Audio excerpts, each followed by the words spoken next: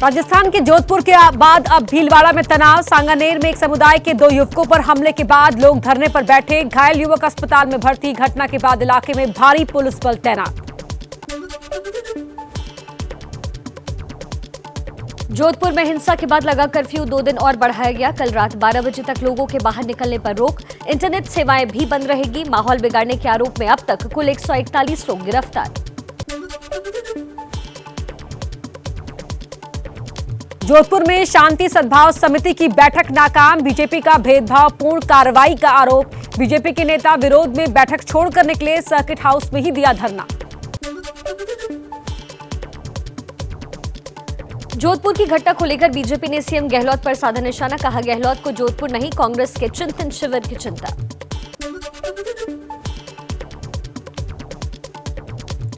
BJP के राजस्थान प्रभारी अरुण सिंह ने भी अशोक गहलोत पर बोला हमला। कहा, वो तुष्टीकरण की राजनीति कर रहे हैं। पीएफआई कर्नाटक के बाद राजस्थान में पैर पसार रही है।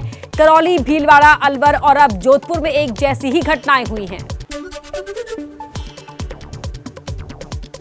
जोधपुर की घटना को लेकर एआईएमआईएम चीफ ओवैसी का बीजेपी और गहलोत पर निशाना। कहा, केंद्रीय मंत्री का इतनी जल्दी जोधपुर जाना इस बात का सबूत है कि बीजेपी अपनी सियासत चमकाने के लिए किसी भी हद तक जा सकती है।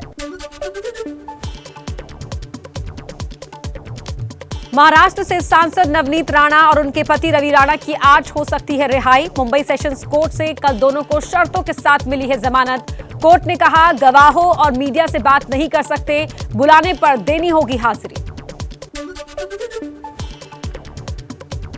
राणा दंपति की जमानत पर महाराष्ट्र के पूर्व मुख्यमंत्री देवेंद्र फडणवीस का बयान। कहा, जमानत से उद्धव सरकार की मूर्खता उजागर हुई।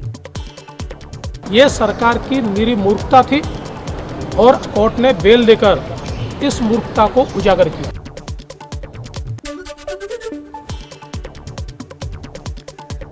जाति प्रमाण पत्र मामले में निर्दलीय सांसद नवनीत राणा की अर्जी पर आज सुप्रीम कोर्ट में सुनवाई। पिछले साल जाति प्रमाण पत्र रद्द करने के बॉम्बे हाईकोर्ट के फैसले पर सुप्रीम कोर्ट ने लगाई थी रोक।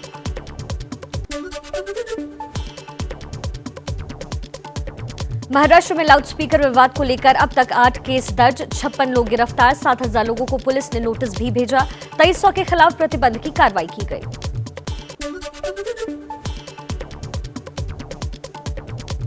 मुंबई में लाउडस्पीकर पर हनुमान चालीसा बजाने वालों पर एक्शन शुरू। एमएनएस नेता संतोष गिरफ्तार। महेंद्र भानुशाली समेत कई नेता कार्यकर्ता तड़ीपार किए गए। लाउडस्पीकर पर एमएनएस प्रमुख राज ठाकरे ने दी लंबे आंदोलन की धमकी। कहा, मस्जिदों से उतरने चाहिए लाउडस्पीकर। लाउडस्पीकर नहीं हटने तक हनुमान चालीसा पढ़ते रहेंगे। अगर लाउडस्पीकर चलाए गए तो उसके सामने हम लोग हनुमान चालीसा इस महाराष्ट्र में, देश में लोग चलाएंगे।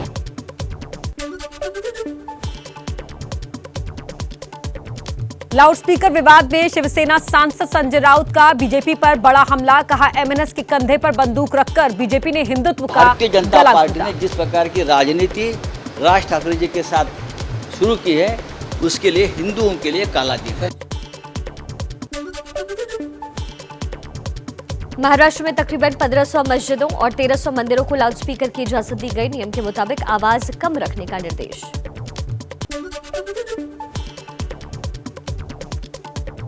मुंबई पुलिस कमिश्नर ने धर्मगुरुओं से मुलाकात कर लाउडस्पीकर की आवाज 45 डेसिबल रखने और नए लाउडस्पीकर लगाने से पहले इजाजत लेने को कहा। हनुमान चालीसा पर जारी सियासी घमासान पर मुंबई की पूर्व मेयर किशोरी पेडनेकर का बयान। बोली, हनुमान चालीसा के नाम पर महाराष्ट्र और मुंबई में दंगों के हालात पैदा करने की कोशिश की जा रही है। हनुमान चालीसे का आधार लेके महाराष्ट्र और मुंबई में दंगल जैसा परिस्थिति निर्माण करना, पक्ष के नाम में नवनिर्माण।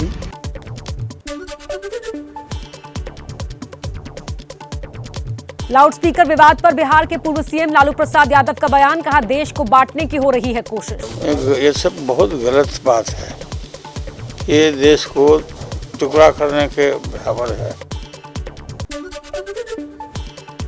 कोरेगांव भीमा हिंसा की जांच कर रहे आयोग के सामने आज दर्ज होगा शरद पवार का बयान। आयोग ने समन जारी कर बुलाया है।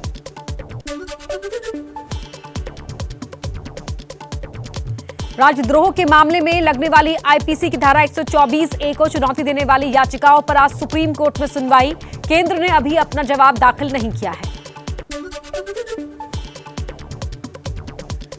पीएम मोदी का 3 दिन का सफल विदेश दौरा। यूरोप दौरे के बाद आज सुबह 11:10 पर दिल्ली लौटेंगे। दिल्ली एयरपोर्ट पर होगा भव्य स्वागत।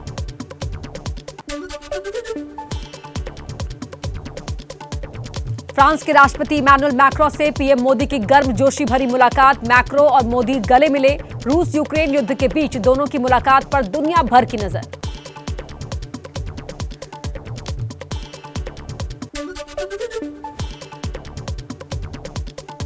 डेनमार्क में पीएम मोदी का बजा डंका। भारत नॉर्डिक शिखर सम्मेलन में हिस्सा लिया। डेनमार्क, फिनलैंड, आइसलैंड, स्वीडन और नॉर्वे के प्रधानमंत्री भी शामिल हुए।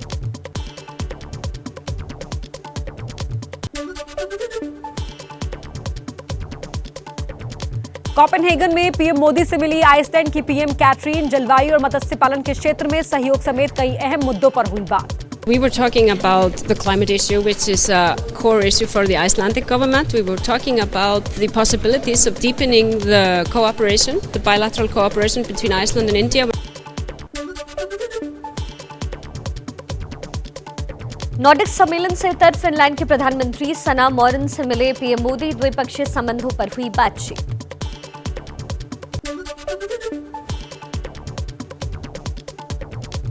कोपेनहेगन में भारत और स्वीडन के बीच भी हुई शिखर बैठक। दोनों ही देशों के पीएम के बीच रूस और यूक्रेन संकट के मुद्दे पर भी हुई बात। स्वीडन ने कहा रूस ने जो किया उसे कतई स्वीकार नहीं किया जा सकता। Sweden, we are a neighbor to Russia, so of course I was very clear on the Swedish view on this, that this is an illegal invasion of a democratic and peaceful neighbor.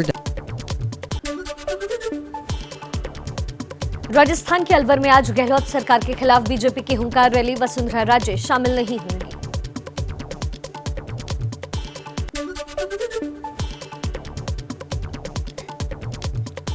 BJP अध्यक्ष JP Nadda का आज से 2 दिन का तेलंगाना और केरल दौरा। आज हैदराबाद में पार्टी नेताओं के साथ बैठक के बाद महबूबनगर में जनसभा को करेंगे संबोधित।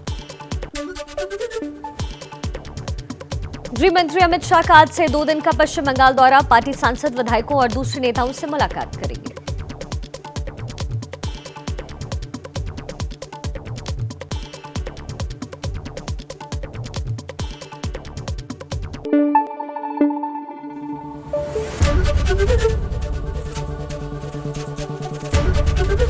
एबीपी न्यूज आपको रखे आगे।